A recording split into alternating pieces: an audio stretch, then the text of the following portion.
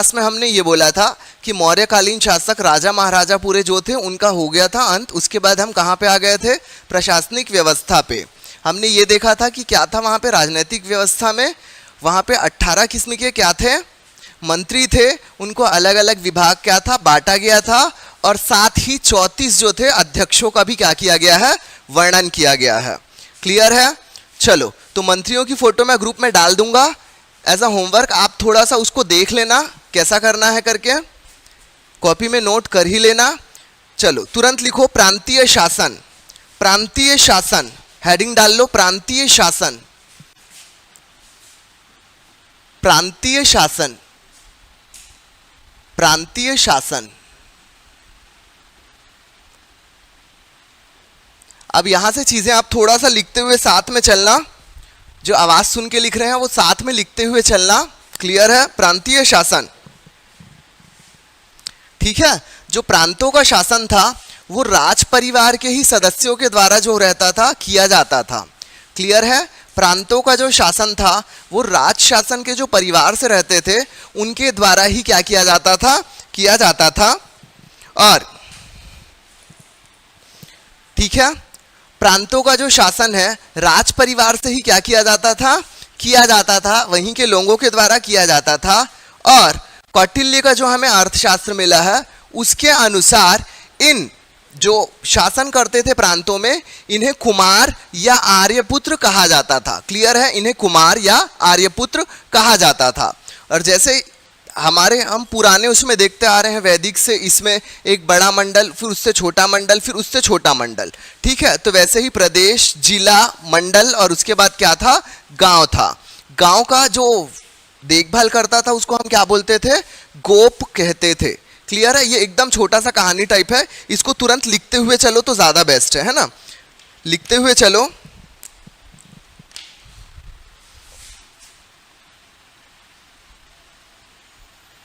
प्रांतों का शासन, प्रांतों का शासन राज परिवार के सदस्य द्वारा किया जाता था।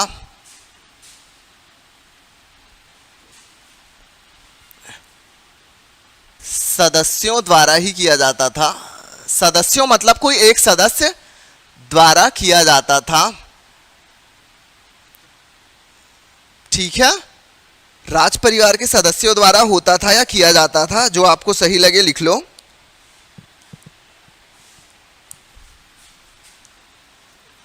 इन शासकों को, जो प्रांत में शासन करते थे, इन शासकों को अशोक के अभिलेख में, अभी साइन लैंग्वेज वाली मैडम नहीं आ रही है इसलिए एक एक चीज बोर्ड में लिखा रहा हूं, प्लीज देख के लिखते चलो जो देख के लिख रहे हैं। अशोक के अभिलेखों में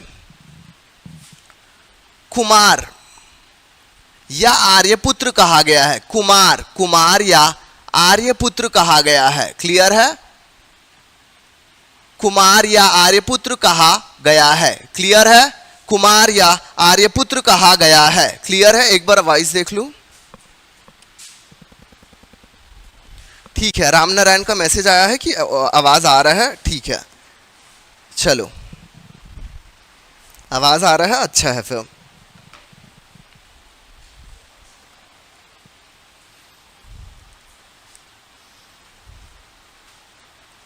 चलो तीसरा पॉइंट लिखो। तीसरा पॉइंट लिखो, प्रदेष्टा मंडल का प्रधान होता था। प्रदेष्टा मंडल का प्रधान होता था। मंडल का प्रधान होता था। ठीक है? जिले के प्रधान को हम क्या बोलते थे? स्थानिक कहते थे। जिले के प्रधान को हम स्थानिक बोलते थे। और जो गांव का प्रधान था उसको हम क्या बोलते थे? गोप कहते थे। एक बार फिर से देख लो, प्रांतों का शासन राज परिवार के सदस्यों द्वारा होता था या चलाया जाता था। इन शासकों को अशोक के अभिलेखों में कुमार या आर्यपुत्र कहा गया है। प्रदेष्टा मंडल का प्रधान होता था, वहीं जिले का प्रधान स्थानिक होता था तथा गांव का प्रधान गोप होता था। क्लियर है? चलो यहां हो गया, नगर प्रशासन करके हेडिंग डाल लो, नगर प्रशासन।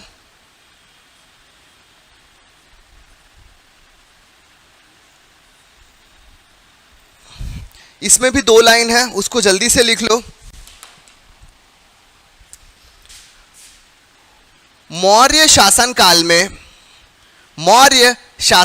में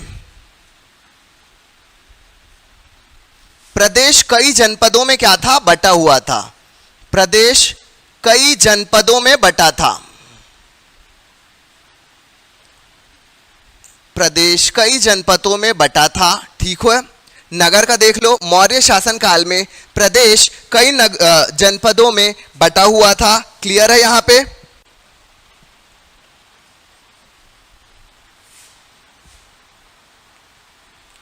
इसमें जो सबसे इंपॉर्टेंट है, इसको मैं इधर रेड पेन से लिख रहा हूं, इसमें लिखना, इसको आराम से लिखना, सुन के लिखना, और जो देख के लिख रहे हैं उसको लाइन से लिखते जाएं। मेघस्थनीज ने पाटलिपुत्र के शासक के, मेघस्थनीज ने पाटलिपुत्र के शासक, लिखो, मेघस्थनीज ने पाटलिपुत्र के शासक के 30 सदस्यों वाली समिति का क्या किया है, समिति का वर्णन किया है या उल्लेख किया है, उल्लेख किया है। क्लियर है? याद रखना, मेघस्थनीज ने पाटलिपुत्र के शासक, मेघस्थनीज ने पाटलिपुत्र के शासक के द्वारा 30 सदस्यों वाली समिति का क्या किया है, वर्णन किया है। इस चीज को बस एक कहानी टाइप सुन लो कि ये क्या करते थे, इन्होंने अलग अलग विभाग के लिए क्या बना दिया था, 6 समितियां बना दी थी। हर एक समिति में कितने सदस्य होते थे, 6 डिवाइडेड बाय 30 डिवाइडेड बाय 6 करो, क्या हो जाएगा, 5। मतलब इन 6 समितियों में हर समिति में 5 सदस्य बटे होते थे। इनका काम क्या होता था, एक समिति होती थी जो विदेश विभाग से संबंधित सभी मामलों को देखती थी, एक समिति होती थी जो गांव में जो चल रहा उससे संबंधित मामलों को देखती थी, एक समिति होती थी जो वित्त कर इन सब से संबंधित मामलों को देखती थी।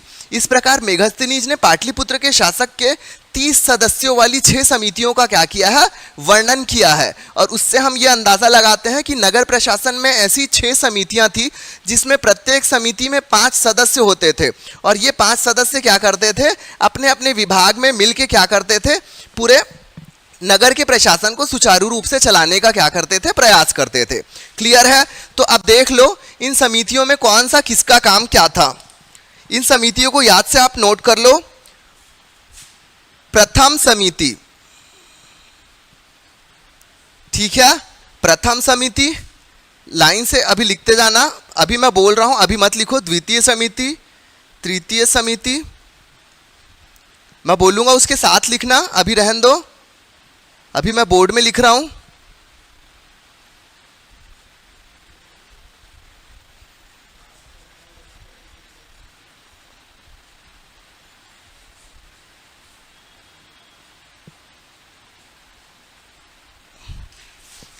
नीचे वाला कट तो नहीं रहा ना, 6th वाला, हाँ ठीक है, नहीं कट रहा, ठीक है, हो गया। चलो अब लिखते जाओ, जो आवाज सुन के लिख रहा है। प्रथम समिति में उद्योग एवं शिल्पकार से संबंधित क्या था,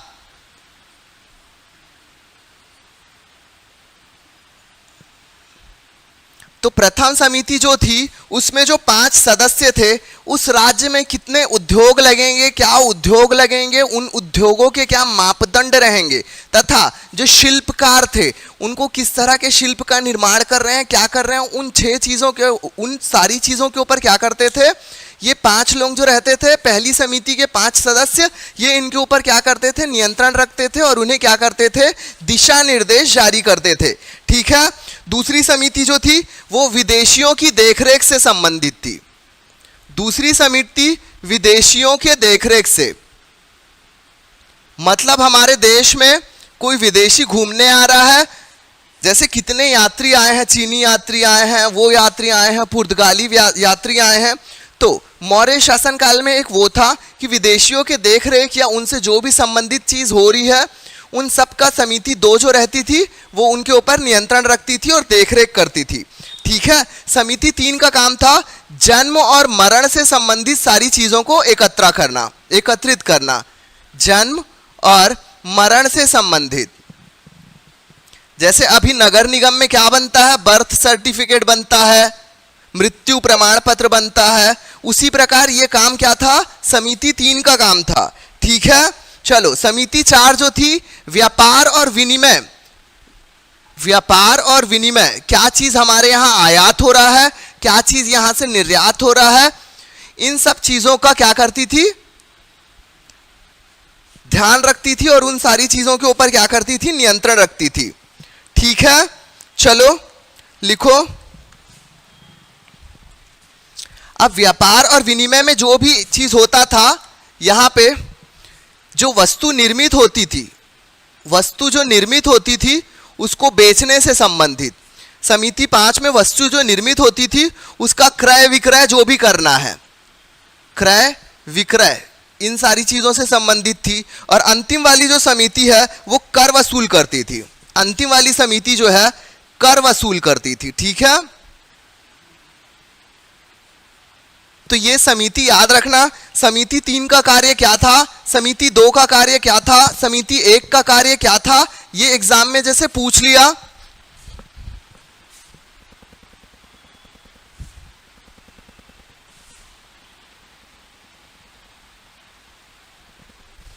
ठीक है। चलो, पहली समिति थी उद्योग एवं शिल्पकार से संबंधित, दूसरी समिति थी विदेशियों के देखरेख से संबंधित, तीसरी समिति थी जन्म और मरण से संबंधित जो भी दस्तावेज और तैयार करने रहते थे उनसे, चौथी समिति व्यापार और विनिमय को नियंत्रित करती थी, पांचवी समिति हमारी जो थी जो उत्पाद होता था क्रय विक्रय इन सब से संबंधित थी, और अंतिम यानी कि छठवीं समिति जो हमारी थी उसका कार्य क्या था, उसका कार्य ये था कि जितने भी कर वगैरह जो राजस्व हम वसूल कर रहे हैं उनका लेखा जोखा रखना और उससे संबंधित सारी जानकारियों को रखना, ये समिति 6 का कार्य था। ठीक है। जो बोर्ड से लिख रहे हैं वो जल्दी से स्क्रीनशॉट कर लें, स्क्रीनशॉट कर ले, मैं मिटा दूंगा।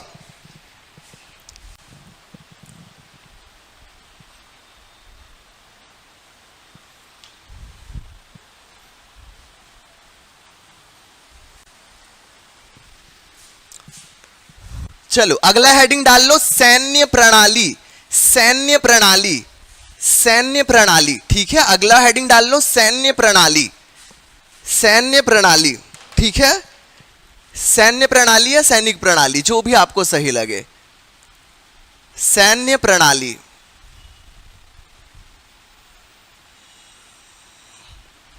सैन्य प्रणाली डाल दो।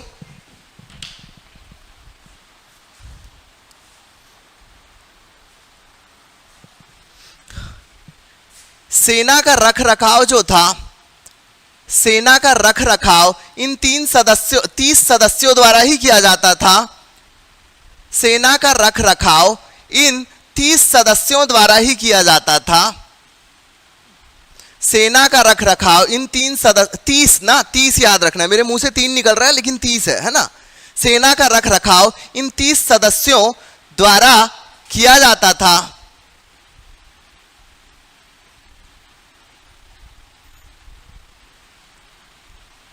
अगला पॉइंट डाल के लिखना, सेना के प्रमुख को क्या कहा जाता था, सेना के प्रमुख को, सेना प्रमुख को क्या कहते थे, सेनापति कहते थे। सेनापति कहते थे। क्लियर है। सेना प्रमुख को हम क्या कहते थे उस समय, सेनापति कहते थे, जो कि अभी भी कहते हैं। ठीक है। और ये इनकी सेना कौन कौन सी थी ये याद रखना, मौर्यों के पास कितनी सेनाएं थी। ठीक है। लिखो, इसको अलग पेन से लिख ले रहा, इसको लिखो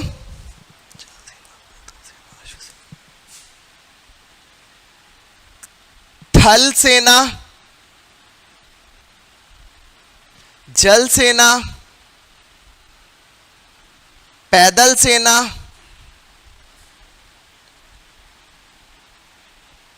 अश्व सेना,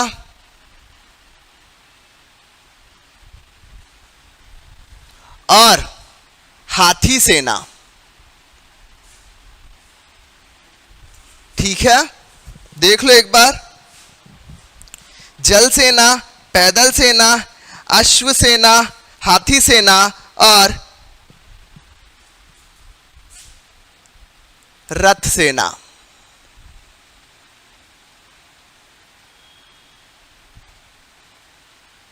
हो गया, रथ सेना, जल सेना, पैदल सेना, अश्व सेना और हाथी सेना। 1 2 3 4 5, ये 5 सेना थे।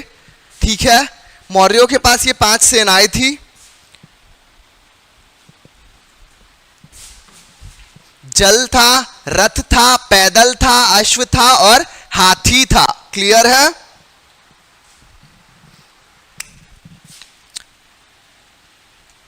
तुरंत हेडिंग डाल लो, न्याय प्रणाली। इसको खत्म करना है इसलिए जल्दी जल्दी लिखते चलो। न्याय प्रणाली, यहां पे इस समय पे भी क्या थे? 2 किस्म के न्यायालय थे। इस समय भी क्या थे? 2 किस्म के न्यायालय थे। ठीक है, न्यायालय कितने भागों में बटा था? न्यायालय 2 भागों में बटा था। न्यायालय 2 भागों में बटा था। न्यायालय 2 भागों में बटा था। न्यायालय 2 भागों में बटा था। ठीक है, पहला न्यायालय का लिखो धर्म स्थीय न्यायालय और कंटक शोधक न्यायालय। इसको नॉर्मल आप लिखो दीवानी और फौजदारी। दीवानी न्यायालय और दूसरा लिखो फौजदारी।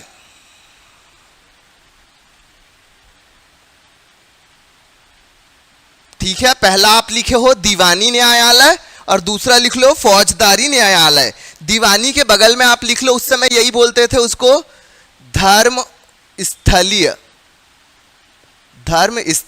न्यायालय, और दूसरे वाले को बोलते थे यानी फौजदारी वाले को बोलते थे कंटक शोधन या शोधक, जो आपको लगे अच्छा। कंटक शोधक या कंटक शोधन न्यायालय। क्लियर हो गया? चलो, ये हो गया न्याय प्रणाली। तुरंत लिखो गुप्तचर। गुप्तचर इसका थोड़ा सा इंपॉर्टेंट है और इस चीज को आप याद रखना। ठीक है, गुप्तचर वाले पोर्शन को याद रखना। मौर्य प्रशासन के गुप्तचर वाले पोर्शन को याद रखना। गुप्तचर से एक क्वेश्चन आ चुका है, आने वाले टाइम में भी आ सकता है, क्योंकि गुप्तचर के लिए यहां पे अच्छी अच्छी चीजें यूज हुई है। गुप्तचर या गुप्त प्रणाली, हेडिंग डाल लो गुप्तचर या गुप्त प्रणाली। ठीक है, गुप्तचर या गुप्त प्रणाली, गुप्तचर या गुप्त प्रणाली।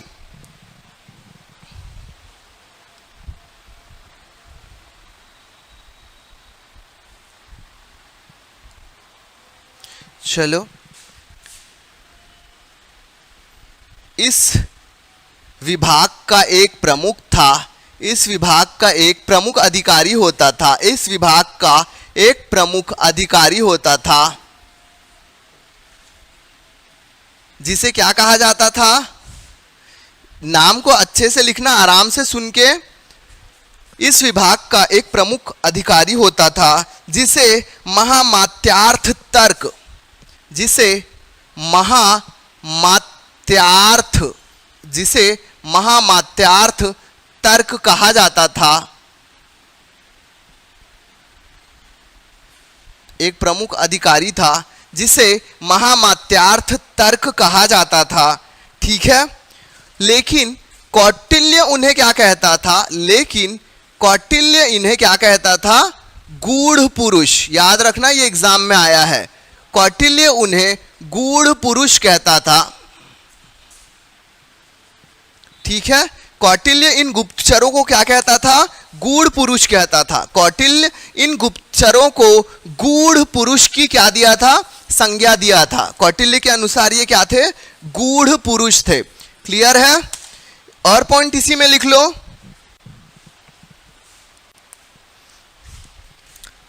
इसमें लिख लो, कौटिल्य का जो अर्थशास्त्र था, इस अर्थशास्त्र के हिसाब से दो प्रकार के गुप्तचर थे। दो प्रकार के क्या थे? गुप्तचर थे। कौटिल्य के अर्थशास्त्र के अनुसार दो प्रकार के क्या थे? गुप्तचर थे। पहला संस्था गुप्तचर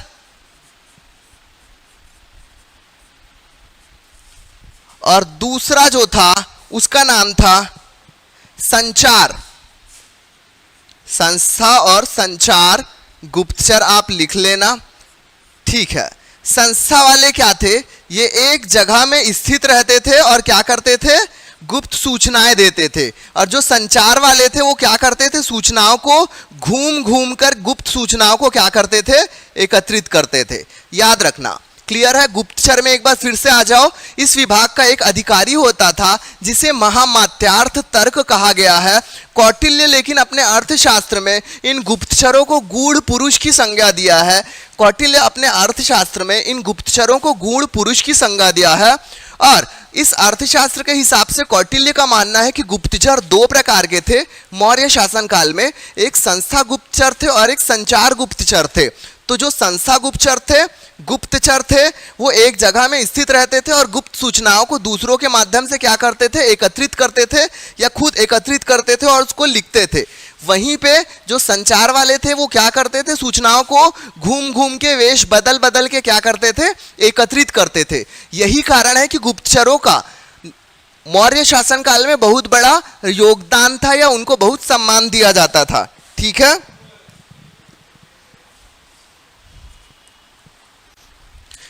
ठीक है।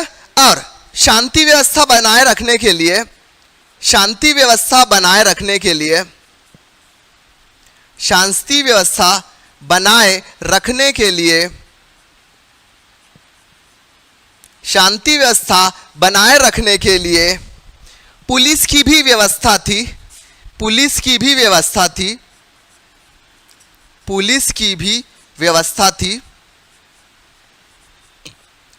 लेकिन उस समय पुलिस तो नहीं बोलते थे ना उनको। उस समय क्या कहा जाता था उनको? रक्षुल। रक्षुल। ठीक है?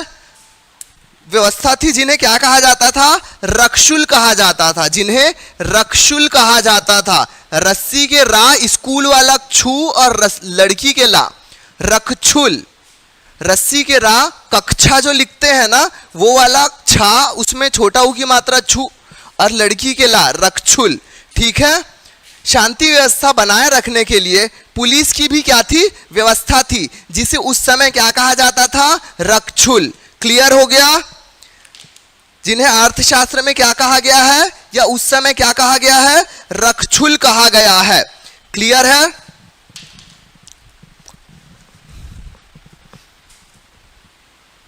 ठीक है ना? चलो, उन्हें रक्षुल कहा गया है। उसके बाद हम आ जाते हैं कर पे। कर यानी कि राजस्व पे आ गए हम, और राजस्व में मतलब हम उसके अंदर कर को देखेंगे। सामान्यता वहां पे क्या था कि जो कर का अदायगी था वहां पे 1/6 भाग दिया जाता था। क्लियर है? कर जो था 1/6 भाग दिया जाता था। किंतु व्यापारिक रूप से क्या होता था? कई बार 1/4 भी वसूला जाता था। एक बार ध्यान रखना, भूमि के उपज का 1/6 हिस्सा कर के रूप में दिया जाता था। लेकिन व्यावसायिक या व्यापारिक रूप में कई बार क्या होता था? 1/4 हिस्सा भी कर के रूप में लिया जाता था। ऐसा उल्लेख मिलता है। ठीक है? भूमि कर को क्या कहा जाता था? याद रखना, भूमि कर को मौर्य शासन काल में राजकीय भूमि से प्राप्त उसको कर को भाग कहा जाता था। ठीक है? मौर्य शासन काल में भूमि से प्राप्त कर को भाग मतलब भाग दो बोलते हैं ना, वो वाला भाग। ठीक है? जैसे भाग बनाओ 1 2 3 4 5 भाग बना, 1 भाग उसका, 6 भाग उसका, 5 भाग उसका, तो वही वाला भाग। तो मौर्य शासन काल में भूमि कर को भाग कहा जाता था। मौर्य शासन काल में भूमि कर को भाग कहा जाता था। ठीक है? लिखो, खनिक, नाम लिख लो दो व्यक्ति के, खनिक, खनिक तथा गोप। खनिज लिखते हो ना, जा मत लिख के कबूतर के का बना देना। खनिक तथा गोप, ये दो व्यक्तियों के नाम लिख लो, खनिक तथा गोप। खनिक तथा गोप प्रांतों से कर एकत्रित करते थे। खनिक तथा गोप प्रांतों से कर एकत्रित करते थे।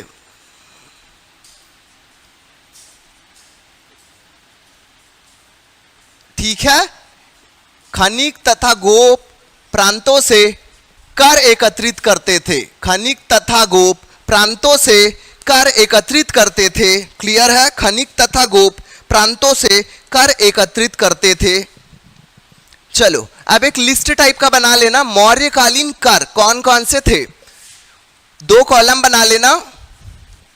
मौर्य काल में उन कर को क्या कहा जाता था और वर्तमान में हम उनको हिंदी में क्या कहते हैं, टाइप वाला दो कॉलम बना लो। मतलब कौन सा कर को क्या कहते थे, मतलब किस चीज के ऊपर लगता था। ठीक है, जल्दी से दो कॉलम बना लो।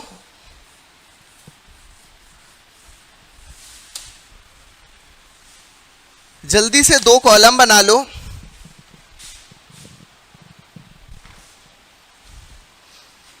ठीक है, एक तरफ आप लिख लो कर, पहले कॉलम में आप क्या लिखोगे कर, और दूसरे कॉलम में आप क्या लिखोगे स्रोत। मतलब वो कर किस स्रोत से क्या होता था, प्राप्त होता था। पहले वाले में आप लिखो कर और दूसरे वाले में लिखो आप स्रोत। मतलब कौन सा कर किस स्रोत से प्राप्त होता था। पहला लिखो प्रवेश्य, प्रवेश्य, प्रवेश्य।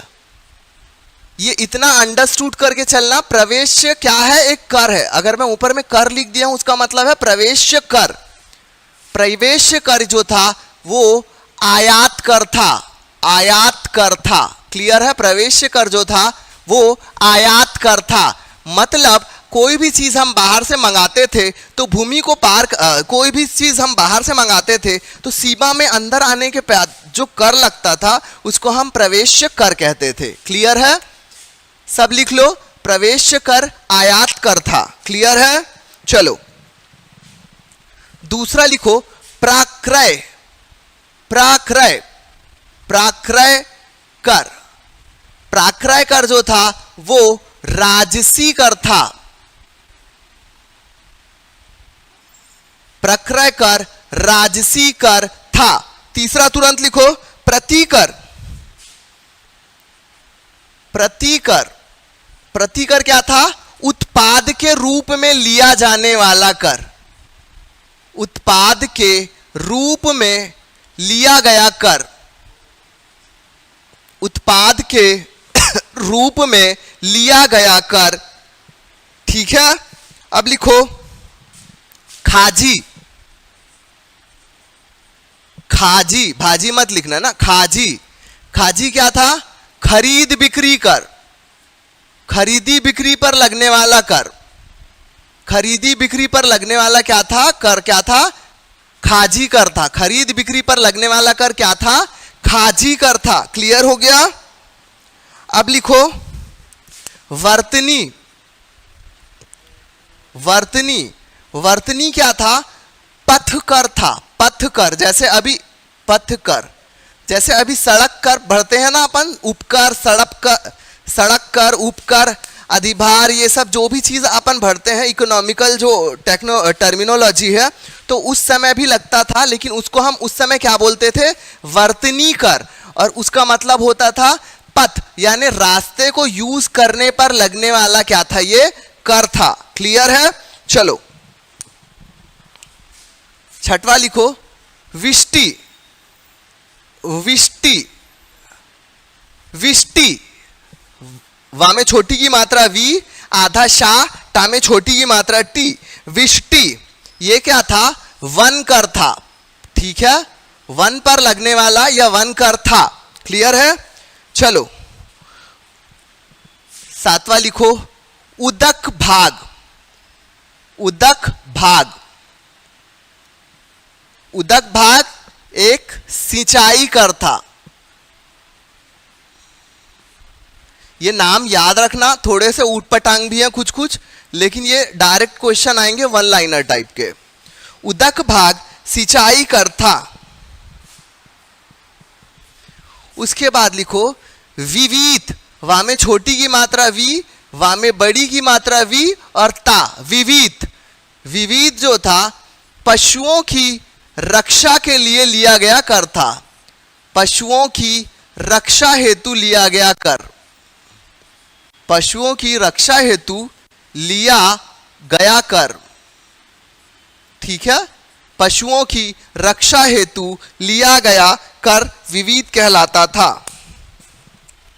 उसके बाद 9वां लिख लो रज्जू, रा आधा जा पूरा जा, रज्जू। रज्जू क्या था? भूमि की नाप जोख हेतु लिया गया कर। भूमि की नाप से संबंधित कर। ठीक है, भूमि की नाप से संबंधित क्या था? कर था। से संबंधित कर। रज्जू भूमि की नाप जोख जो लेते थे उसके लिए लिया गया कर था।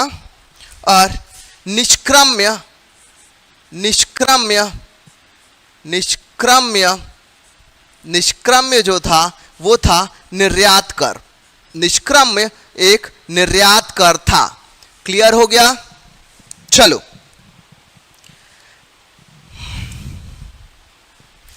अब एक और पॉइंट नीचे में लिख लेना, मैं इसको एक बार फिर से रिपीट करूंगा, घबराना मत। राजा जो था, ये जो इतने कर हैं, इन करों के अतिरिक्त भी कोई कर लेता था।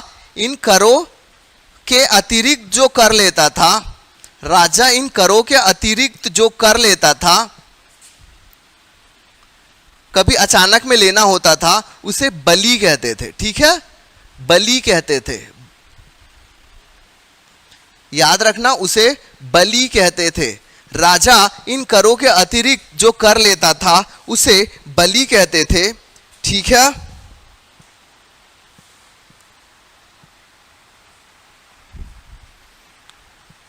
हो गया?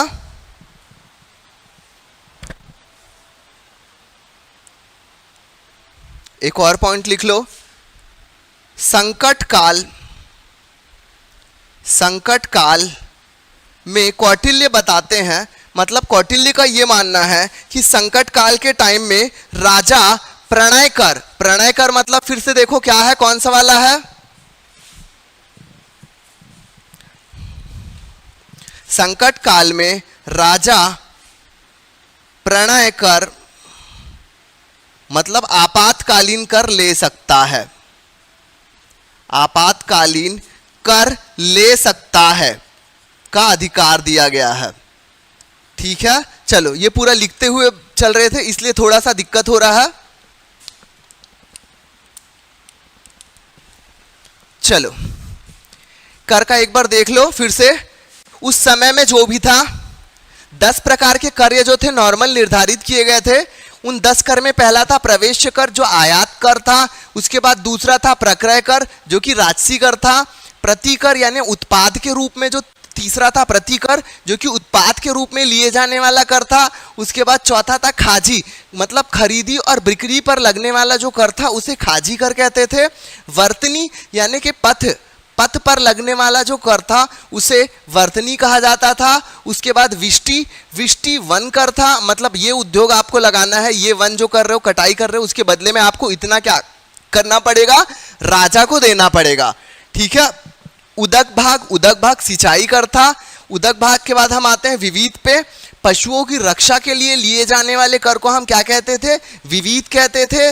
रज्जू का क्या था, जो भूमि की नाप जोख ये सब जो करता था ना उससे संबंधित जो कर दिया जाता था उसको रज्जू कहा जाता था।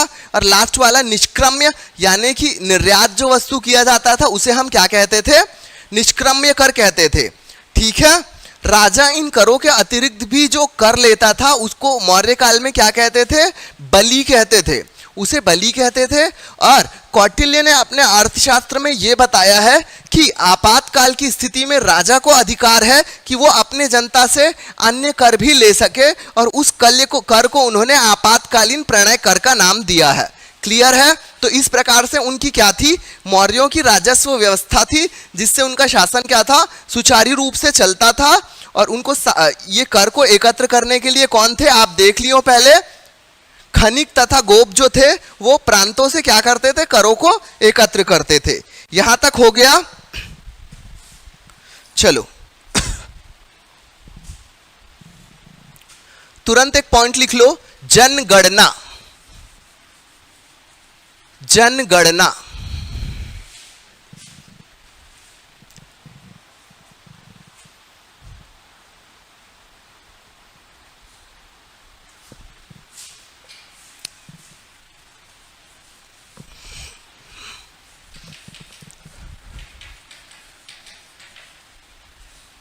अगला हेडिंग डाल लो, जनगणना।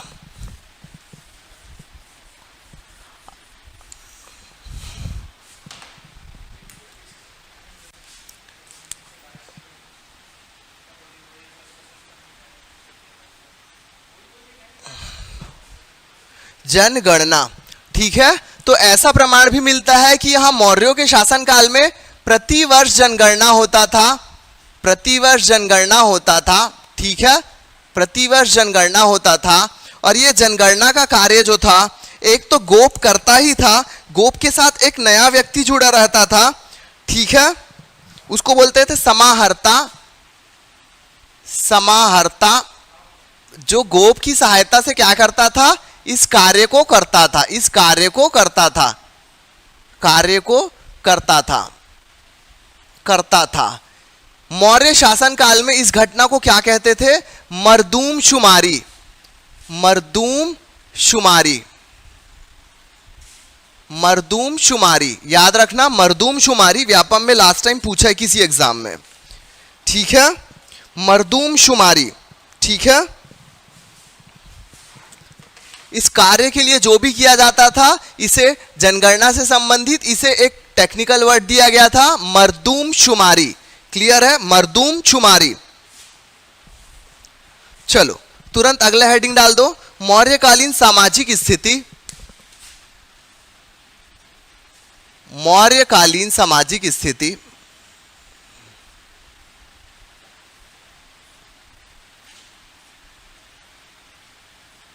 ठीक है, मौर्यकालीन सामाजिक स्थिति।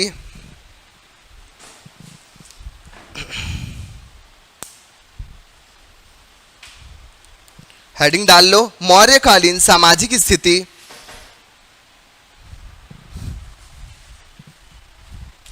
मौर्यकालीन सामाजिक स्थिति।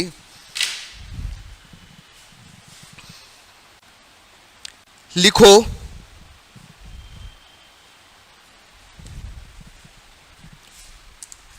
कौटिल्य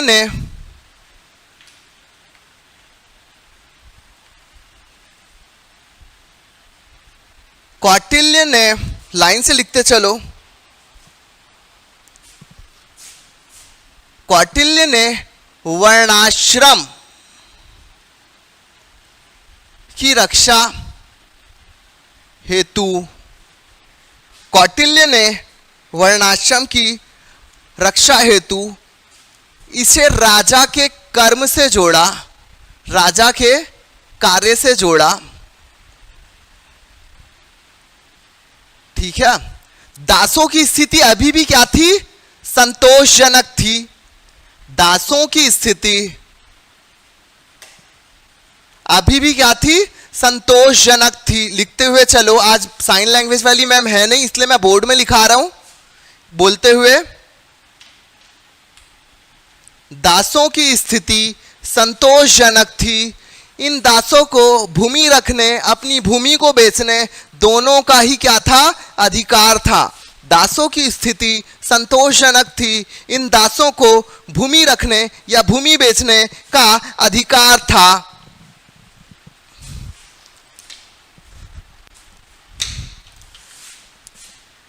तलाक और पुनर्विवाह,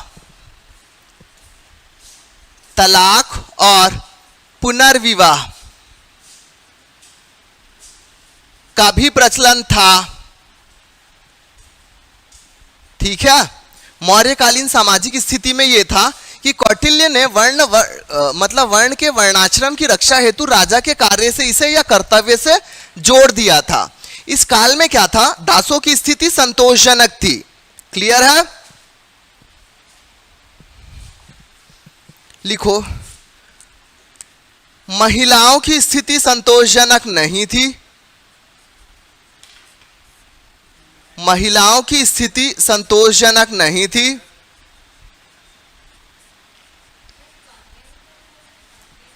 और ना ही शूद्रों की स्थिति, शूद्रों की स्थिति भी संतोषजनक नहीं थी, याद रखना।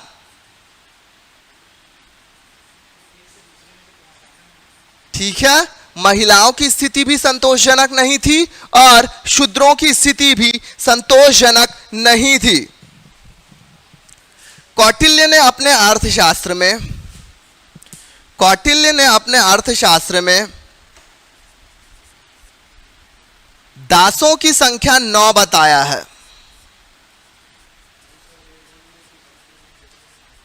दासों की संख्या 9 बताया है। कौटिल्य ने अपने अर्थशास्त्र में दासों की संख्या 9 बताया है। और मेगस्थनीज ने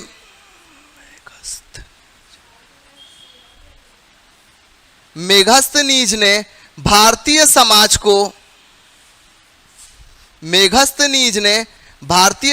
को 7, याद रखना 7 जातियों में बांटा है।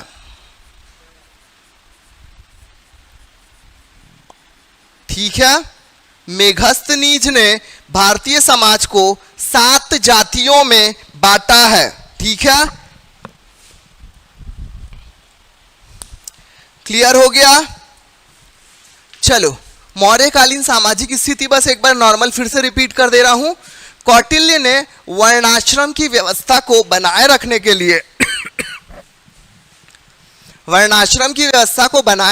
लिए उसे राजा के कर्तव्य से क्या किया, जोड़ दिया गया।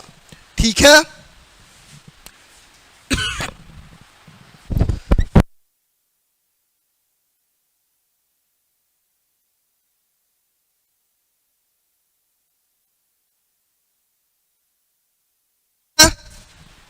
कौटिल्य ने वर्णों की रक्षा के लिए इसे राजा के कर्तव्य या कार्य से जोड़ दिया।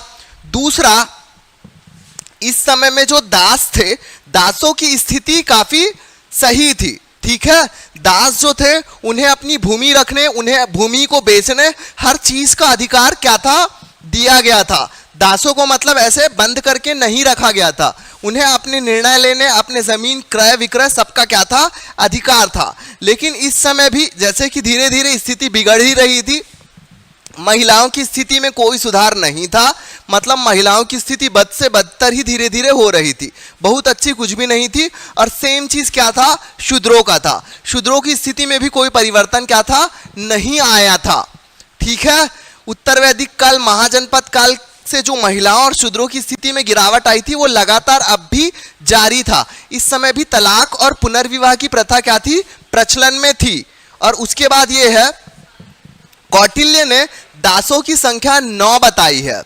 कौटिल्य ने दासों की संख्या 9 बताई है। वहीं जब हम मेगस्थनीज की बात करते हैं, मेगस्थनीज ने इंडिका की रचना की है और इस इंडिका में हमें भारतीय समाज को 7 जातियों में बांटा हुआ दिखाया गया है। जाति का मतलब हिंदू मुस्लिम ये सब वाला नहीं, पशुचारित जाति, व्यापारिक जाति, ये जाति मतलब उनके कार्य के हिसाब से उन्होंने जाति को क्या किया है, बांटा है। क्लियर रहेगा? चलो, मौर्यकालीन आर्थिक स्थिति और धार्मिक स्थिति। मौर्यकालीन आर्थिक स्थिति और मौर्यकालीन धार्मिक स्थिति, ये पूरा 20 मिनट का क्लास होगा, बहुत ज्यादा हुआ तो ठीक है 20 मिनट में ये खत्म हो जाएगा। तो कोशिश करेंगे नेक्स्ट वाली क्लास यानी कि कल सैटरडे को अपन बौद्ध धर्म या जैन धर्म को क्या करेंगे, शुरू कर देंगे। ठीक है, अभी की क्लास को यहीं पे समाप्त कर रहे हैं। छोटा अभी शुरू करेंगे तो टॉपिक खत्म नहीं हो पाएगा। ठीक है, तब तक के लिए शुभ रात्रि, मिलते हैं कल क्लास में, इसको आगे कंप्लीट करेंगे। ठीक है, सभी को गुड नाइट।